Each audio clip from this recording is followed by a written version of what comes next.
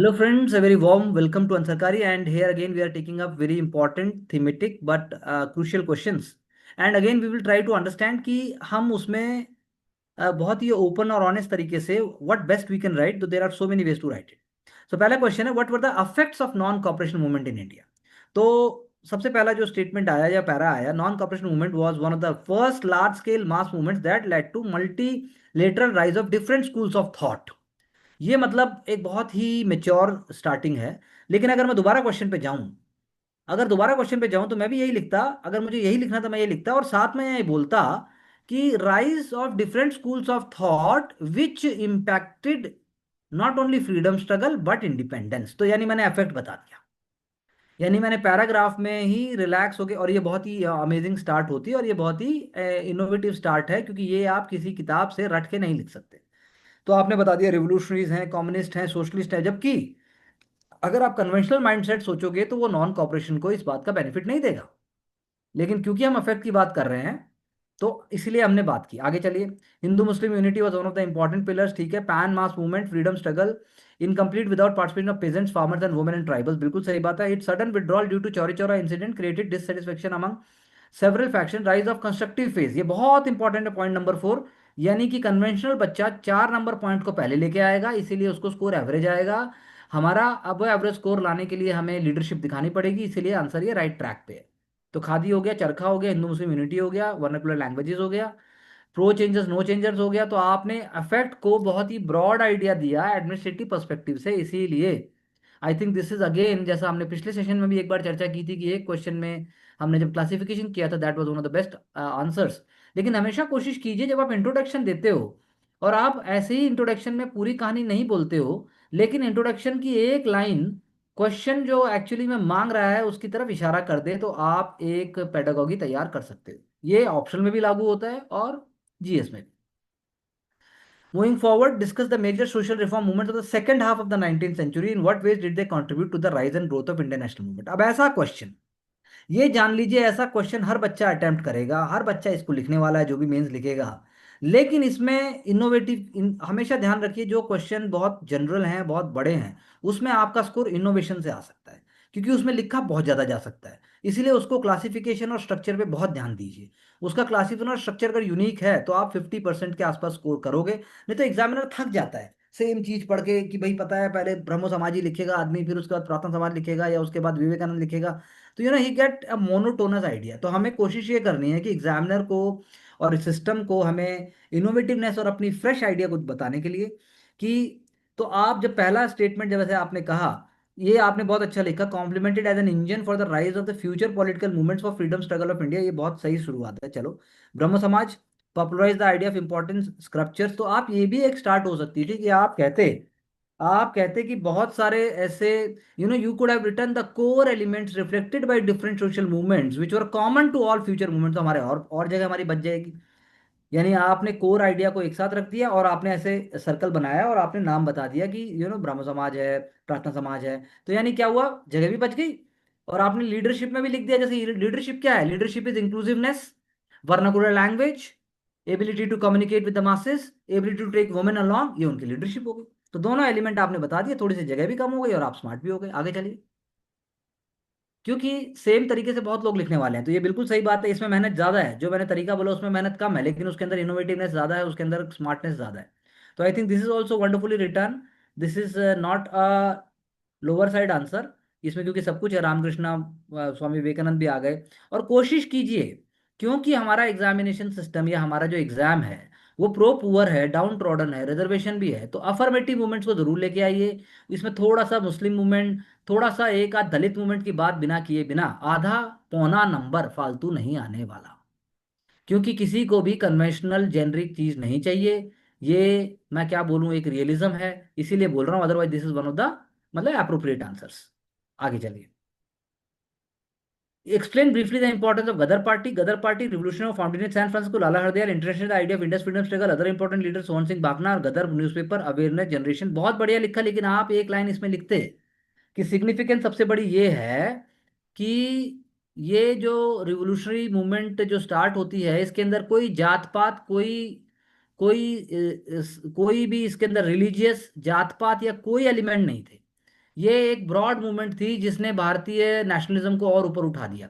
यानी बंगाली रिवोल्यूशनरीज की इमेजरी थी हिंदू भारत माता, लेकिन गदर मूवमेंट की इमेजिनरी है, मतलब सेकुलर आइडियाज को उन्होंने प्रमोट किया। तो बस आप इतना एक लिख सकते हैं, इससे बहुत स्पेशल हो जाएगा।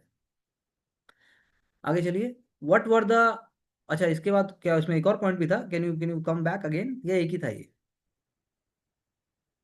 Okay, national archives of India, जैसे इसका पॉइंट 2 है, तो नेशनल आर्काइव्स ऑफ इंडिया में there is a very important British time building in new Delhi which is national archives of India. अगर आपको कुछ भी नहीं आता था मान लीजिए इस क्वेश्चन में, फिर भी आप ये लिख सकते हो कि national archives of India is a repository, national archives of India is a museum for all important letters, documents and papers since pre independence times. It is a reflection of people's memories, revolutionaries leaders memories, तो उनके जो कागज हैं, उनकी जो किताबें हैं, archive है बेसिकली। ये म्यूजियम का बड़ा रूप जान लीजिए। ये अगर म्यूजियम ड्राइंग रूम है आपके घर का, तो आर्काइव आपके घर का स्टोर रूम हो गया।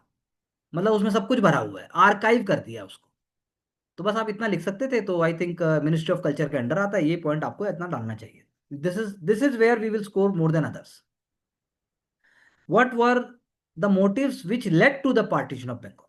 Partition of Bengal, what were the consequences and why it was annulled? So तीनों बातें 150 वर्ड में पूछ ली गई। Under lord Curzon, precursor to mass awakening of Indian, showing mirror image to the of, बहुत अच्छा लिखा है, शुरुआत में कोई दिक्कत नहीं। Motives, Hindu Muslim unity was strong unifying element, divide and rule policy, portrait administration is as a reason to, I think बहुत अच्छा लिखा, बहुत अच्छा लिखा है तीनों पॉइंट। लेकिन एक बात आप लिख सकते थे कि कैसे Bengal, united Bengal was the engine for nationalism, क्योंकि वो इंटेलेक्चुअली, एडमिनिस्ट्रेटिवली, सोशली बहुत ही ज्यादा मॉडर्न है। तो ब्रिटिश उसको तोड़ना चाहता, बस इतना लिखना था, बाकी सारा ठीक है। Consequences of this event led to Swadeshi movement, the first mass movement post revolt of 1859. Rise in divide between modern and extremists within Congress resulted in the Congress Surat split. Emergence of Muslim League, I think wonderfully written, and dates are giving you at least 1 marks extra if I see 2 3 questions. So you please continue on the same lines. King George Fifth, Delhi Darbar, लेकिन क्यों किया? कि response to Swadeshi movement, rise of revolutionary ideas, British wanted to take away the attention from maladministration, that is why उन्होंने अपनी capital Delhi shift कर दी। The seeds of Hindu Muslim divide was already sown which could not be reversed later, मतलब British की वजह से ऐसा हुआ, आप ऐसा कह सकते हैं, ठीक है, I think fair enough. Analyse Mahatma Gandhi main demands presented to earn, analyse करनी है आपको, डिमांड पता है नहीं पता है कोई फर्क नहीं पड़ता, आप डिमांड्स को एनालाइज करने जा रहे हैं, डिमांड्स नहीं पूछ रहे हैं। और how did salt emerge as central issue for launching south Satyagraha, Mahatma Gandhi presented his demands under Gandhi Irwin pact, बात बिल्कुल सही है। पोस्ट सेकंड राउंड टेबल बिल्कुल सही है। Aimed, no, I think it was not aimed at ending civil disobedience movement, Gandhi Irwin talks were aimed at, you know, aimed at the objective of the Congress जो पूर्ण स्वराज मांग रही थी। ऑब्जेक्टिव सिविल डिसोबीडियंस एंड करने का गांधी जी क्यों, गांधी जी इरविन से बात करना चाहते थे क्योंकि for the first time British ने मजबूर होकर इंडियन को सामने बुलाया और बोला बताओ भाई हमें आपसे बात करते हैं, चलो जो भी मुद्दा है। यानी British acknowledge for the first time that British are actually acknowledging their horror and their atrocities in India, and for the first time ever, they are recognizing and acknowledging a Indian mass movement as a parallel movement. तो M हम्म। क्या था? M obviously theoretically M था कि हमें पूर्ण स्वराज मिल जाए। ये बात बिल्कुल सही है, गांधी जी भी जानते थे कि एकदम से हमें इंडिपेंडेंस नहीं मिलने वाली, लेकिन फिर भी ब्रिटिश मजबूर हुआ बात करने को। बात समझे आप मेरी क्या कहना चाह रहा हूँ? हाँ जी सर, ये मैंने क्योंकि इस भाई, पर्सपेक्टिव से लिखा कि ब्रिटिशर्स तो यही चाहते थे कि सीडीएम एंड हो जाए थ्रू हाँ दिस उनकी जो है, लेकिन आप हमेशा ध्यान रखिए पर्सपेक्टिव, हाँ मतलब पर्सपेक्टिव हमें अपना लिखना है। ब्रिटिश तो है ही, लेकिन जैसे आप ये सोचिए जब अभी पंजाब में डल्लेवाल साहब जब सत्याग्रह पे थे या भूख हड़ताल पे थे, तो जी। कितने महीने लग गए, लेकिन सेंटर से कोई नहीं आया। हम्म। फिर सेंटर से कोई आया, ठीक है ना, हाँ जी। सेंटर से कोई आया, तो ये बोला गया भाई सेंटर मान रहा है। फिर हम्म। पंजाब गवर्नमेंट ने सारे के सारे डिसमेंटल करके खत्म कर दिया। तो यानी it is a very very important, it is a very important element that one has to understand. Okay, so Gandhi ji demand wanted to release all political prisoners, drop the charges against them, wanted complete independence, no separate electorates. अच्छा, commuting the death sentence to Bhagat Singh, Sukhdev and Rajguru was not part of Gandhiji's Lord Irwin के साथ जो उनके थे उसका point नहीं था ये। गांधी जी ने अलग से एक लेटर लिख दिया था, हो सके तो कर लो, वायलेंस तो वैसे गलत है लेकिन फिर भी गलत कर रहे हो, ऐसा करके किया था। गांधी जी ने शर्त नहीं रखी कि मैं सीडीएम को सस्पेंड नहीं करूंगा अगर आपने ऐसा नहीं किया, ऐसा नहीं था। ठीक है सर। तो all these demands were upholding basic human rights, non violence satyagraha, ये बिल्कुल सही बात है, affecting implementation of law and order. चलो आगे चलो, पॉलिटिकल प्रिजनर्स को छोड़ने की बात थी। However, all demands could not be met. Gandhi ji salt tax was contested by the masses and also CDM was launched. नहीं, सॉल्ट टैक्स तो रिमूव ही नहीं किया गया। और सॉल्ट टैक्स, सॉल्ट मार्च तो पहले हो चुकी थी, सॉल्ट मार्च पहले हुई, उसके हम्म। बाद गांधी अर्बन पैक्ट हुआ, तो सीडीएम दोबारा चालू हुई, आप ये कह सकते हैं। हाँ जी। तो आपने जो बात कही कि salt conduct that it was an item of daily consumption symbolise थी, बस बाकी सारी बात ठीक है। चलिए आगे। तो आई होप अब हम जब दोबारा इसको कभी आते हैं सामने, what was hmm. Gandhi Irwin pact, why was it signed, what were its consequences. So आ गया सामने 1931 स्टेटस के public points, understanding Dandi march, release political prisoners, बिल्कुल सही बात है, सॉल्ट। उसके बाद जो है, then you are talking about death sentence could not be commuted, it was signed to end the civil disobedience movement, and indirectly British tried portraying two round table conference. ठीक बात है, यू आर राइटिंग इन, मतलब जो बातें हम लिख सकते हैं, but things could not go as planned and desired by the British. Consequences, CDM did not help and rather gained momentum with more vigor. Peasants and tribal participated in larger numbers. Congress did not participate in the third RTC. Laws were broken and major leaders were imprisoned like Gandhiji and Jawaharlal Nehru. Gradually, CDM lost steam, and I think this is fairly enough. ये आपने सही direction में लिखा है. Which is the question that you are asking that I have you not attempted. So that is in another set. Okay, that means we will see it next time. जी sir. असहयोग आंदोलन 1920 से 22 महात्मा गांधी द्वारा चलाए के कारण, आपने कारण बता दिए, चलो रोल अटैक, जलियांवाला बाग, प्रथम विश्व युद्ध, ये होगा फैक्चुअल पार्ट। प्रभाव आपने बनाए, लेकिन आप सीधा ऐसे नहीं बना सकते, आपको कुछ पैरा में थोड़ा सा दो तीन लाइन लिखनी पड़ेगी तब ये बनेगा, और ये बहुत ज्यादा बड़ा नहीं बन सकता। स्टेट सर्विसेज का एग्जाम होगा तो ये बहुत बड़ा बना दो, यूपीएससी का एग्जाम होगा तो थोड़ा बनाया जाएगा, थोड़ा लिखा जाएगा। ये बाकी सारे पॉइंट्स वही हैं, उदारवादी, क्रांतिकारी, आम आदमी, जो हमने ऊपर भी पढ़े, अहिंसा मूल केंद्र में, इसीलिए चोरी चारी चोरा चोरी नहीं है भाई, चौरा, चौरा, चोरा नहीं है ये, चौरा, और चरी भी नहीं है, आपको ध्यान रखना पड़ेगा। हत्याकांड कर गांधी जी द्वारा 19 मतलब राष्ट्रीय स्तर का उग्र आंदोलन को समाप्त करने का निर्णय लिया गया। गांधी जी को जेल भेजा गया, ठीक है, बेलगाम अधिवेशन की अध्यक्षता की, और आपने फिर उसके बाद ये बात की। चलिए आगे। प्रमुख सामाजिक सुधार आंदोलन, जागरूकता बढ़ाना, ठीक बात है।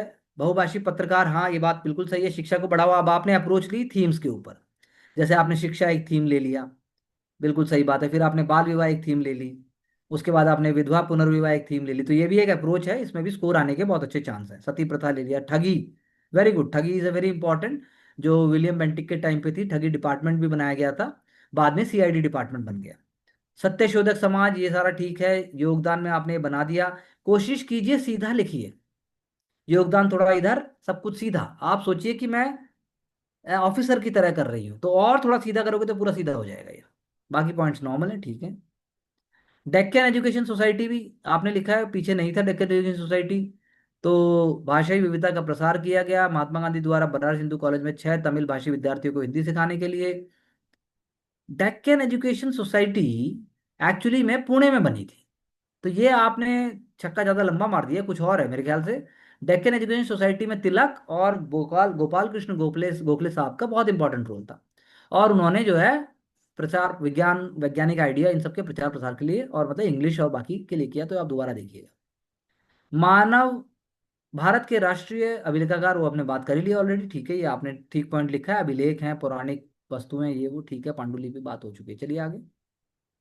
फिर आपने बंगाल विभाजन के पीछे के उद्देश्य क्या थे, इसका परिणाम क्या हुआ, ये आपने फिर से वही कारण ऐसे बताए, ठीक है, लेकिन आप, मैंने जैसा बोला, थोड़ा लिखना पड़ेगा, थोड़ा बनाना पड़ेगा, पर आपका थॉट प्रोसेस क्लियर है तो आई थिंक ज़्यादा मुश्किल नहीं होगी। बहिष्कार की नीति को अपनाया गया, सभी धर्मों के व्यक्तियों द्वारा विदेशी वस्तुओं को जलाया गया, ठीक है, चलो चलो आगे चलो। बंगाल विभाजन के बाद यह आंदोलन केवल उच्च वर्ग एवं शिक्षित व्यक्ति तो सीमित ना रहकर बंगाल प्रांत के सभी स्थानों पर पहुंचा। प्रशासनिक, आर्थिक और राजनीतिक स्तर के ऊपर समस्याओं का सामना करना पड़ा ब्रिटिश को, और ये आपने जो एग्जाम्पल दिए हैं, रद्द करने के कारण जो है आर्थिक हानि हुई, 1857 से अधिक क्रांति फिर उत्पन्न ना हो, ये पॉइंट आपके ठीक है, लेकिन जैसा मैंने कहा वैसे इसको ठीक पुटअप कीजिए।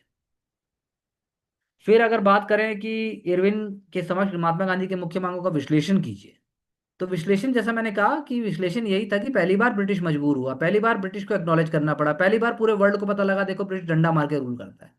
ब्रिटिश को पता था वो डंडा मार के रूल करता है, पर वर्ल्ड को कब पता चलेगा? वर्ल्ड को जब पता चलेगा जब आप अपनी मेहनत से खींच के उस बात को बाहर लेके आएंगे। सरोजिनी नायडू, धारथाड़ा नमक सत्याग्रह, ठीक है, पैदल दांडी मार्च की बात की, सीआर दास द्वारा कानून द्वारा मद्रास प्रेसिडेंसी में नमक कानून को तोड़ा, मद्रास प्रेसिडेंसी पहुंच गए थे सीआर दास, अच्छा। आई थिंक वहां पे तो राजा जी होने चाहिए। महात्मा गांधी द्वारा 11 सूत्रीय मांगे इरविन के सामने रखी गई, ठीक है, मुख्य मांगी भी आपने बता दी। समझौता क्या था, चलिए आगे चलिए। समझौते में सॉल्ट की सिर्फ बात नहीं थी, और उसके बाद आपने अल्पसंख्यकों के निर्वाचन में भागीदारी संरक्षण शामिल था। पृथक निर्वाचन मंडल की व्यवस्था को ये प्लीज क्रॉस चेक कि क्या गांधी इरविन पैक्ट के अंदर वो सेपरेट इलेक्टोरेट्स को खत्म करने की बात कर रहे हैं। आई डाउट उन्होंने ऐसा बोला था। गांधी जी के जो आइडिया थे, गांधी जी के जो गांधी इरविन पैक्ट में एक पॉइंट था वो ये था कि इंडिया के जो इंडस्ट्रियलिस्ट हैं उनको थोड़ा मौका दिया जाए, पाउंड स्टर्लिंग रेशियो पे थोड़ा ध्यान दिया जाए। ये सारे ऐसे बड़े बड़े पॉइंट थे। उन्होंने किसानों के लगान भी माफ करने की बात शायद गांधी इरविन पैक्ट में नहीं की थी, क्योंकि उन्हें पता था ऐसी अगर बात कोई लिख दी तो फिर उसको ब्रिटिश अमल नहीं करेगी, अमल नहीं करेगी तो गड़बड़ हो जाएगी। तो बातें वो ऐसी लिखेंगे जो ब्रिटिश कर भी दे तो कुछ मतलब, या तो नहीं करेगी, करेगी तो फायदा। तो वो आपको देखना पड़ेगा। और 11 डिमांड्स में सॉल्ट टैक्स की डिमांड नहीं थी, ये मैं आपको बता दूं। चलिए आगे। परिणाम बता दिया आपने, सविनय आंदोलन बता दिया, राजनीतिक कैदी अहिंसा, प्रतिबंधों को समाप्त करो, बस यही बात है।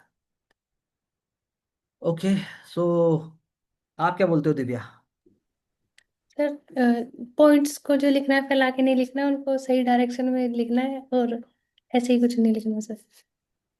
ओके। जी sir. Mansi, what do you say please? तो इंट्रोडक्शन में आई मेक श्योर कि मैं उसको डायरेक्टली क्वेश्चन की डिमांड से कनेक्ट कर दूं, तो वो थोड़ा और स्पेसिफिक हो जाएगा। बाकी जो थोड़े से जनरल क्वेश्चंस होते हैं उसमें इनोवेटिव स्ट्रक्चर पे मैं फोकस करूंगी, थोड़ा डिफरेंट एलिमेंट हो। बाकी सर मेन तो पॉइंट सर यही है।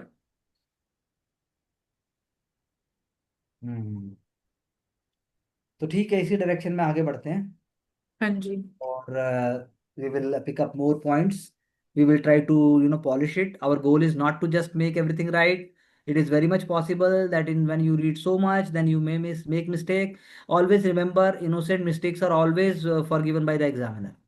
I know candidates जिन्होंने आर्टिकल भी गलत लिख दिया, फिर भी टॉप 60 रैंक में लोग आए हैं। जी। आर्टिकल गलत लिख कर भी, लेकिन उसमें इनोसेंस होनी चाहिए। हम्म। गलती प्रधानमंत्री जी से भी हो सकती है, इसका मतलब ये नहीं कि वो गलत हो गए। तो हाँ अपने काम पर विश्वास रखिए, कॉन्फिडेंटली आगे बढ़िए। हम जल्दी ही सरकारी पर फिर चर्चा करते हैं। Thank you very much.